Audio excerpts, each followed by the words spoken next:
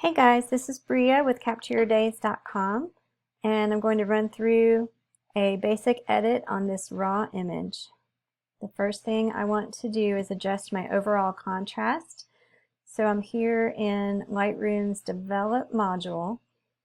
Under the Basic panel, I'm going to use the exposure and the blacks sliders to adjust my overall contrast. So this photo is probably just a little bit dark. So I'm going to raise the exposure, but let me point out first that we need to make sure that our highlight alerts, which are over here, the highlights will show up in red if they are blown out, meaning that they are higher than can be registered here on the histogram. Same thing with the blacks, they'll show up in blue. I don't believe they're showing up right now. Let me lower the blacks and see if they show up. Yep, here they come. They'll show up in blue. So we're going to be watching those as we're adjusting our overall contrast, and some blown highlights are acceptable in general. I want to avoid that on my subjects and especially on their skin, but this is to be expected with the sun setting here in the background. And I want to avoid too much clipping on my subjects, especially. It could be that a little bit is acceptable, but too much means that these areas of the photo will have lost all their detail. Same is true here. These areas of the photo no longer have any detail. They're pure white here and pure black here. So what we're going to do is, I do want to raise my exposure some because I feel like it's a little dark, so I'm going to raise it. When I do that, I see, and you may have a hard time seeing it here on the video, but I see that my shirt is getting a little bit of highlights blown.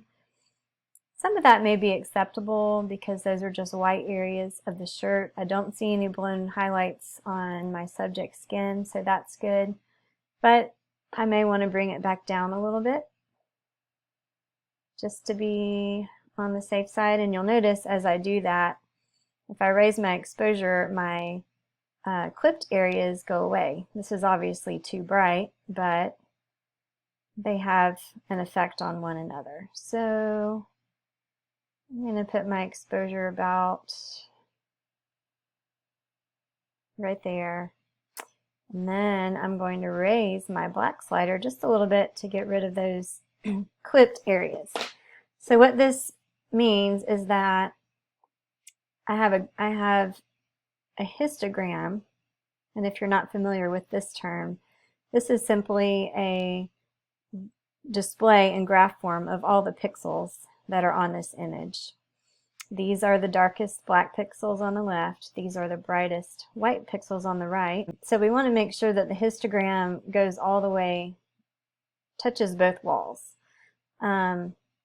If I were to raise the black slider so that it's not touching the wall, you would see that we lose a lot of contrast. So I want to make sure it's at least touching. And maybe a little clipping is acceptable, but not too much. And same thing with the exposure slider. We would want to make sure it's touching. This photo is a little tricky because we have these blown out highlights over here. They're climbing the wall over here, which means those pixels are gone, but I'm okay with that because that's not on my subject. So I'm going to raise it so that we have proper exposure, but we aren't losing any important details on our subjects. Okay, next we're going to adjust our white balance. So I think this photo is just a little bit too blue. And there are a number of ways I could adjust the white balance, but I'm going to use a white balance preset, and I could run through a few of the options here. Cloudy warms it up, shade warms it up, auto is cooler, flash is even a little cooler. I think I like cloudy overall. And you'll notice that when I change my white balance settings, the clipped and blown areas are affected, and so I may need to go back and change those again, readjust those. So let me do that.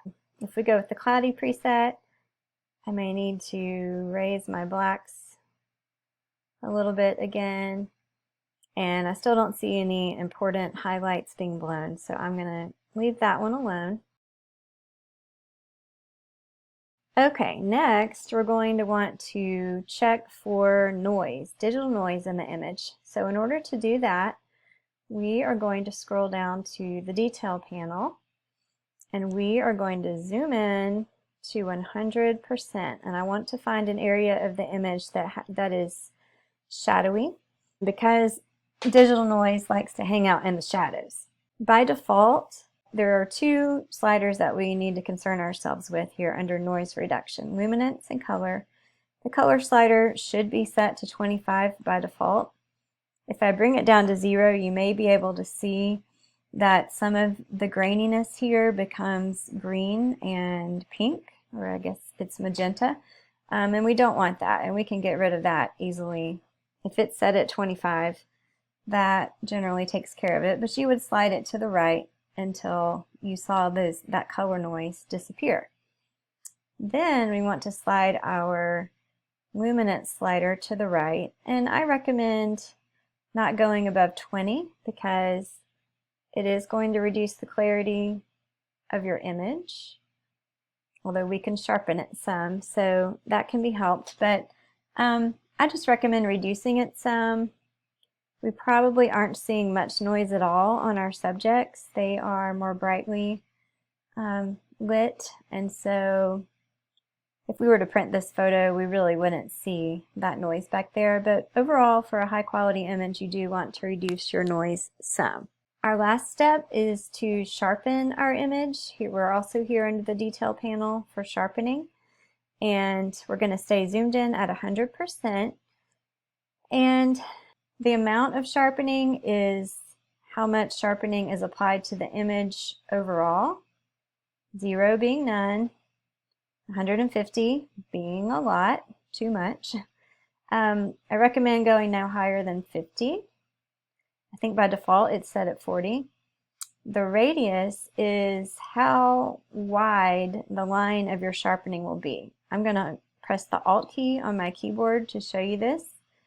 So if I raise it, the line gets thicker, and that's fine. You don't really want to go above, I recommend not going above 2. I'll say 1.7. Detail determines how much of the fine detail of an image is sharpened. So for example, the pores on the skin. This is down at 0, not at all, and then up at 100 you can see, whoops, how it does add a lot of graininess to the skin. In general, this is not something we want for skin, so I would reduce it until you see it not being applied to the skin. And then masking allows you to see which parts of your image have been sharpened and to reduce the sharpening to just the lines that you want sharpened. So right now the sharpening settings I've chosen are being applied to the entire image, but if I slide to the right, it will start to take the sharpening off the areas that are black and apply it only to the areas that are still white. So I want to get to the point where the sharpening is not on the skin, but it's good if it's around the eyes and the facial features and the clothing, the hair, that's all fine. But I don't want my skin to look crunchy. So I'll take that off and see how it looks. And what I see is that my eyes and my facial features are sharpened, whereas my skin still looks nice and smooth. So that looks nice. One thing you can do if you want to see your before and after is hit toggle right here. We can see that our image is brighter, it's warmer, and we've reduced the noise a bit and we've sharpened it. I'll zoom in to 100 and you may be able to see that his skin looks smoother, yet his features look sharpened. So that's enabled us to create a high quality image. There's more that I could do, more editing that would be localized, but this is a very simple process just to make sure your exposure and contrast are good, your noise is reduced, and your image is sharpened a little bit. Of course, there's more that you could do to enhance this image, but what I've shown you are the basic steps for editing any raw image, and these 4 steps give you a strong base for any further edits that you want to apply. Thanks so much for watching. I hope you found it helpful. Please let me know if you have any questions.